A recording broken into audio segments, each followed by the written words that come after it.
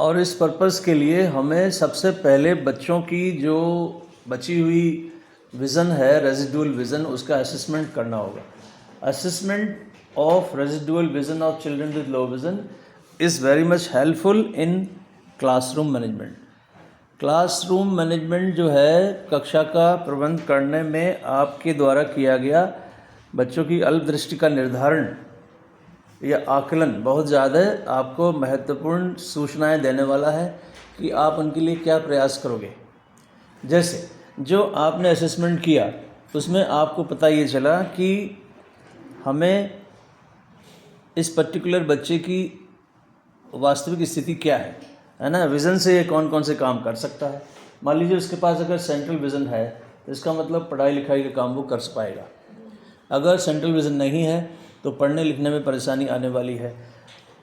और विज़न अगर है तो कितना बचा हुआ है ना, उस पर डिपेंड करेगा कि हम उसके लिए क्या क्या प्रबंध करने वाले हैं। और जैसा सुबह भी आपने डिस्कस किया था कि हमें इसमें कुछ बातों का ख़ास ध्यान रखना है। Classroom management for children with low vision में हमें दो भागों में इसको बांट लेते हैं, है ना। पहला भाग है जिसमें आप एडेप्टेशन करेंगे इन द फिज़िकल एनवायरनमेंट, वातावरणीय घटकों में अनुकूलन एक हिस्सा ये रख लेते हैं और दूसरा हिस्सा रखेंगे शैक्षिक अनुकूलन, माने कि educational adaptation. There is a need to adapt the situation as per the need of children with low vision in the classroom, and it can be divided into two. Number 1, वातावरणीय घटकों में अनुकूलन, और नंबर 2 शैक्षिक अनुकूलन। तो पहले चर्चा करेंगे वातावरणीय घटकों में अनुकूलन में क्या क्या बातों का ध्यान आपने रखना है। 4 बातें हैं इसमें मुख्य रूप से। Seating arrangement, adjustable furniture,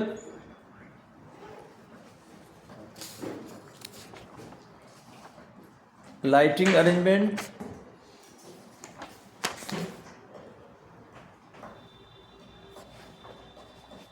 and the need of colour contrast if any. तो 4 बातों पर आपका विचार रहेगा। एक एक को पहले लेने की कोशिश कर रहा हूँ। सीटिंग अरेंजमेंट का क्या मतलब है, ये आपको ये बताएगी कि बच्चे को आपने कहाँ बैठाना है। और आपको मालूम है कि हमारी जो बच्चे की विज़न कंडीशन है जो निकल कर आई है कहाँ से, असेसमेंट से, वो आपको बताएगी कि बच्चे को कहाँ बैठा लें। हर समय ये कहना कि पहली रो में बैठा लो, है ना, पहली रो में बैठाना हर समय हर बच्चे के लिए प्रॉफिटेबल होगा, बेनिफिशियल होगा, ये ज़रूरी नहीं है। कई बार जैसे आपको मैं बात करूं कि बोर्ड को उसे देखना है ना, और बोर्ड को देखने का जो बोर्ड का बड़ा सा एरिया है, पूरा एरिया ज़्यादा कवर वो कर पाएगा अगर वो पीछे बैठे, क्योंकि फील्ड ऑफ विज़न जो है हमारा कॉनिकल शेप में बढ़ता है। जितना आप वर्किंग एरिया से दूर रहोगे उतना ज़्यादा एरिया देख पाओगे, है ना। बोर्ड पूरा लेफ़्ट टू राइट आपको देखना है तो पीछे बैठोगे तो ज़्यादा दिखेगा। अदरवाइज़ केवल बोर्ड का एक सेंट्रल हिस्सा आपकी देखने वाली क्षेत्र में होगा, बाकी का नहीं होगा, यदि बहुत पास बैठ जाएंगे तो। ठीक है, तो हर समय कोई एक नियम लागू होगा ऐसा नहीं है, हर समय हर बच्चे के लिए अलग। इसीलिए कहा गया कि क्लासरूम मैनेजमेंट शुरू ही होगा असेसमेंट ऑफ लो विज़न से। और for your conformation, education of low vision children की जहाँ तक बात है, उसका सबसे पहला और सबसे महत्वपूर्ण जो टॉपिक है वो उसका असेसमेंट, क्योंकि वहीं से कोई भी बात, जैसे चाहे वो सिलेक्शन ऑफ मीडिया हो कि वो ब्रेल पढ़े, वो प्रिंट पढ़े, लार्ज प्रिंट पढ़े, क्या पढ़े, चाहे वो निर्णय हो, या उसका कि कहाँ उसको मैं बैठा लूँ, या ये निर्णय हो कि कौन सा मटेरियल उसको दूँ, है ना। कोई भी निर्णय आपको करना होगा अगर, तो फिर आपको असेसमेंट से ज़रूरी इन्फॉर्मेशन मिलने वाली है। तो सबसे पहले क्या करेंगे, असेसमेंट। सीटिंग अरेंजमेंट में दो बातें आप चाहे तो नोट कर सकते हैं कि अमूमन ऐसा कहा जाता है कि हम विद्यार्थी को पहली रो में बैठने को कहेंगे, और पहली रो में बैठने को कहने का मतलब ये हो रहा है कि जो विजुअल एक्यूटी आपने टेस्ट की हुई है उसकी, और वहाँ से आपको पता ये चला कि कितनी दूरी से कितना बड़ा अक्षर उसे दिखाई देता है, ठीक है। तो उस सेंस में पहली रो बेनिफिशियल हो सकती है कि भाई हमको बोर्ड पे कितना बड़ा लिखूं और कितनी दूर वो बैठा हुआ है तो उसे दिखाई देगा। तो इस सेंस में फर्स्ट रो ठीक है, लेकिन अगर पूरा एरिया देखना है उसको तो फिर दूसरा विचार करना पड़ेगा, और विज़न कंडीशन बताएगी कि पर्टिकुलर बच्चे को हम कहाँ बैठाएं।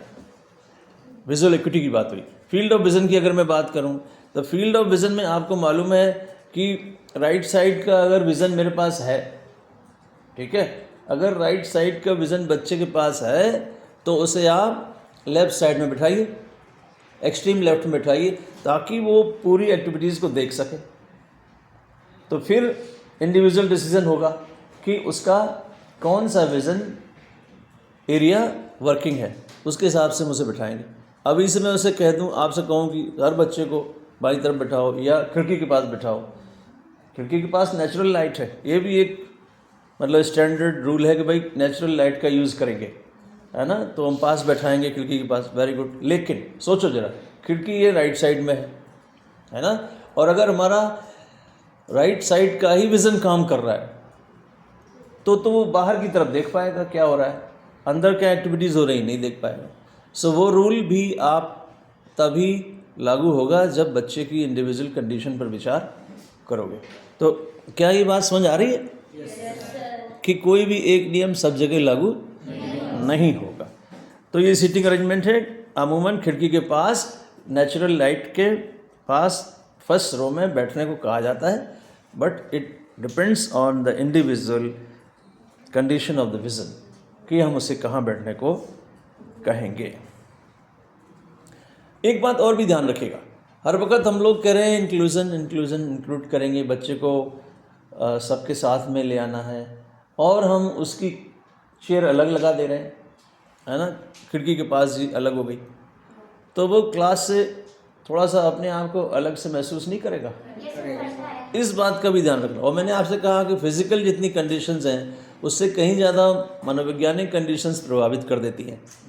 सो if I am left alone, है ना, और kept seating there in the near the window, तो हो सकता है मेरे मन में ये विचार आ जाए कि मुझे क्लास रूम से अलग कर दिया गया क्या, तो उसका भी ध्यान रखना है, ठीक है। तो इस तरह से मिला जुला के आपको बहुत सी बातें पर विचार करना होगा कि मैं उसे कहाँ बैठाऊँ। So this was the first decision regarding seating arrangement. है एक और मुद्दे पर आप विचार कर सकते हो, और वो ये है कि उसकी सीट पर पर्याप्त जगह हो। जैसे आप लोग जहाँ बैठे हुए हैं, मुझे लगता है जैसे निखिल ने अपना लैपटॉप रखा हुआ है, काम करने के लिए इनके पास पर्याप्त जगह है। इसके अलावा अगर ये लो विज़न वाले होते, है ना, और इनको एक इंडिपेंडेंट लैंप भी चाहिए, है ना, एक्स्ट्रा लाइट चाहिए, तो फिर उसके लिए जगह नहीं है, या उसके लिए पॉइंट नहीं है, सप्लाई, इलेक्ट्रिक सप्लाई का पॉइंट, है ना, तो फिर से हमें विचार करना होगा कि भाई उसकी ज़रूरत क्या है। क्या जो uniform lighting in the classroom है, इससे वो उसका काम चल जा रहा है, और अगर नहीं चल पा रहा है तो फिर हमें अगर इंडिविजुअल लाइटिंग देनी है तो क्या उसकी सीट पर ये व्यवस्था है, क्या वहाँ प्लग पॉइंट है पास में, है ना, उसकी अपनी जो बुक्स वगैरह हैं, उसके अलावा क्या उसकी प्लेसमेंट की जगह है। तो ये भी आपको ध्यान रखना होगा कि जितने आवश्यक उपकरण हैं, लार्ज प्रिंट की किताब अपने आप में ज़्यादा जगह घेरेगी, है ना, और फिर आपने देना है इंडिविजुअल लाइटिंग और क्या क्या, तो उतनी पर्याप्त जगह होनी चाहिए। तो सीटिंग अरेंजमेंट, ये सब बातें आप ध्यान रखने वाले। Then we come to the point number 2 of adjustable furniture. ये आपको मैंने बताया हुआ है कि जब हम इक्विपमेंट्स की बात कर रहे थे तो रीडिंग स्टैंड की बात हुई थी। रीडिंग स्टैंड का मतलब ये है कि वो it helps to keep the text near the eyes, हम उसको पास में ला सकते हैं। अदरवाइज़ क्या होगा कि बच्चे को उस टेक्स्ट पर झुकना होगा, और झुकेगा अगर वो तो उसको जल्दी से दर्द हो सकता है गर्दन में, या है ना इस तरह से। तो वो परेशानी दूर करने के लिए हम एक एडजस्टेबल माने जिसको हम समायोजित कर सकते हैं, है ना, जिसका एंगल, रीडिंग स्टैंड का एंगल हम ऊपर नीचे कर सकते हैं, वहाँ पर बुक रखी हुई है। तो आप देखोगे कि वो रीडिंग स्टैंड हम उसको देंगे, और फिर आप देखो रीडिंग स्टैंड अपनी जगह लेगा, है ना, रीडिंग स्टैंड अपनी जगह लेगा, बुक अपनी जगह लेगी, और भी इक्विपमेंट अगर वो लगा रहा है, यूज़ कर रहा है, वो जगह लेंगे। तो पर्याप्त जगह चाहिए, है ना। तो बहुत ध्यान रखना है। फर्नीचर जो हो वो उसका ऐसा हो जिसका झुकाव का जो कोण है ना, angle of inclination that can be change according to the situation, फिर से हम उसे बदल सकें, ऐसा हमें लाना होगा। डेस्क उसकी हो, एक काम और भी हो सकता है, कई बार डेस्क का जो सरफेस है, जैसे ये बिल्कुल ये कैसा है, प्लेन है, ये स्लैंटिंग भी हो सकता है, इसमें ही झुकाव हो सकता है। इसमें झुकाव अगर होगा तो कुछ हद तक आपको रीडिंग स्टैंड का काम कर सकता है, अगर ये डेस्क झुकी हुई हो, बच्चा जिधर बैठा है उधर नीचे और सामने की तरफ ऊपर, ऐसा, ठीक है। लेकिन एक बात है वहाँ पर कि पर्टिकुलर एंगल ही आपको मिलेगा।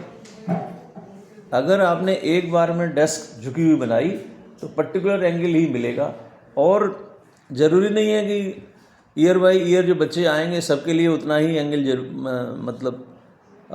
ज़रूरी हो, किसी को ज़्यादा चाहिए, किसी को कम चाहिए। सो बेहतर ये हो कि स्टैंड का ही हम प्रयोग कर लें, है ना, जितना चाहें उतना ऊपर कर सकते हैं। सो फर्नीचर पे हमें ध्यान देना होगा, ठीक है। थर्ड पॉइंट है जो हम, और ये है environmental factors to be kept in mind for classroom management for low vision children, उनके लिए बात हो रही है। अगला है लाइट का अरेंजमेंट, प्रकाश की व्यवस्था। मैंने पहले आपसे कहा, एक होती है क्लास में यूनिफॉर्म लाइटिंग, है ना, यहाँ पर आप देखें एक यूनिफॉर्म लाइटिंग है। तो क्या ये यूनिफॉर्म लाइटिंग, यहाँ भी आप देखो, अगर यद्यपि इसमें लाइट ऑफ है सभी, और क्योंकि काम चल सकता है नेचुरल लाइट से, जो मतलब क्लासरूम के आपके हिसाब से राइट साइड की जो चेयर्स हैं वहाँ लाइट अच्छी है, और जो लेफ़्ट साइड में जो चेयर्स हैं वहाँ उतना अच्छा नहीं है, ठीक है। तो एक तो ये है कि हम बच्चे को राइट साइड में ही ले लें, ठीक है। लेकिन कंडीशन अगर ये होती कि हमें बच्चे का राइट साइड का ही विजुअल फील्ड काम कर रहा है, जिस वजह से उसे लेफ़्ट साइड में बैठाना है, और वहाँ की जो यूनिफॉर्म लाइटिंग है वो पुअर है, तो फिर वहाँ इंडिविजुअल लाइटिंग देने की आवश्यकता पड़ सकती है। सो ये आपको देखना है कि there is a uniform lighting the classroom if it is sufficient, यदि ये पर्याप्त है तो ठीक है, अदरवाइज़ एक इंडिविजुअल टेबल लैंप की व्यवस्था आपको करनी पड़ सकती है। यहाँ इस लैंप और लाइट को देते समय और भी बहुत सी बातें आपको ध्यान में रखनी है, और केवल एक्चुअली बात यह है कि एक फिज़िकल लैंप लगा दिया से काम नहीं चलेगा। क्या वो लाइट बच्चे के लिए हेल्पफुल है? ऐसा तो नहीं है कि एक्स्ट्रा उन्होंने आपने और ग्लेयर वहाँ क्रिएट कर दी, है ना, क्योंकि टू मच ऑफ लाइट वो भी मुश्किल है, और डिम लाइट है वो भी कंडीशन अच्छी नहीं है। तो यहाँ पर आप देखो कि कोई ग्लेयर प्रोड्यूसिंग लाइट का आपकी व्यवस्था ना हो, है ना, ग्लेयर ना होनी चाहिए। और हम जैसे कहा आपको कि आप चाहें तो नेचुरल लाइट के सोर्स के पास बच्चे को बैठा सकते हैं। क्लासरूम की जो डेस्क है, क्लासरूम की जो दीवारें हैं, है ना, वे भी कई बार बड़ी कलरफुल होती हैं, है ना, अमूमन नहीं होती हैं, लेकिन बच्चों की क्लास में कई बार आप ऐसा देखोगे। तो वे, और जो इवन जो कई बार पेंट है, दीवारों पे पेंट होता है ना, दीवारों में पेंट है, डिस्टेम्पर है, या क्या किया गया है, अलग अलग स्कूलों में अलग अलग हो सकता है। कई बार पेंट ही अपने आप में लाइट को रिफ्लेक्ट करते हैं, है ना।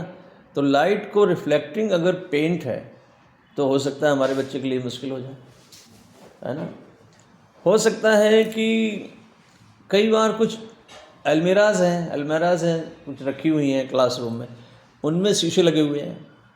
शीशे कई बार लाइट को रिफ्लेक्ट कर सकते हैं, है ना। तो उनको, अब वो तो अलमीरा हम रोज़ इधर उधर खिसका नहीं पाएंगे, लेकिन बच्चे की जो सीटिंग है वो हम अकॉर्डिंग टू नीड ठीक कर सकते हैं। ठीक है, तो आप जो भी आपकी क्लासरूम की जो दीवारें हैं या डेस्क है ना, उस पर कोई ऐसी ग्लेयर प्रोड्यूसिंग मटेरियल ना हो।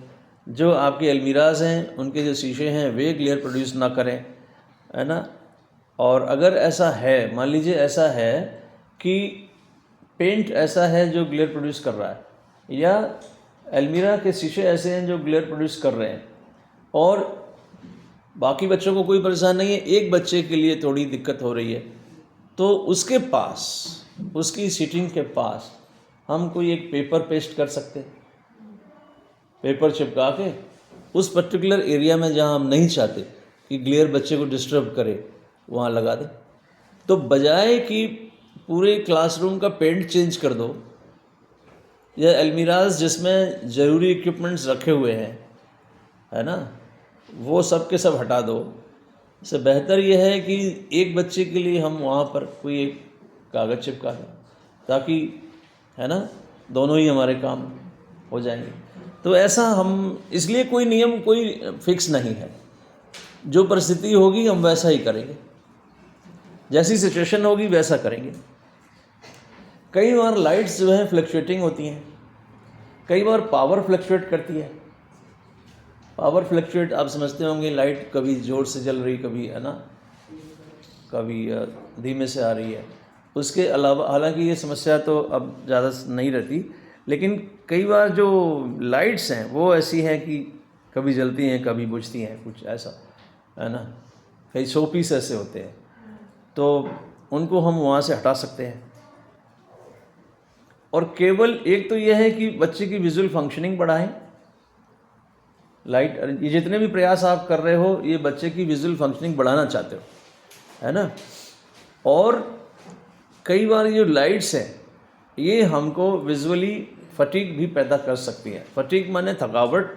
थकावट एक शारीरिक होती है और एक विजुअल और होती है।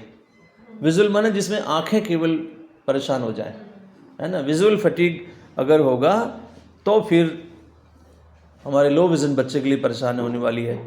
इसके अलावा कई बार हम क्लासरूम में बहुत डेकोरेशन करते हैं, क्लासरूम डेकोरेट करके ऐसे रखते हैं लोग बाग।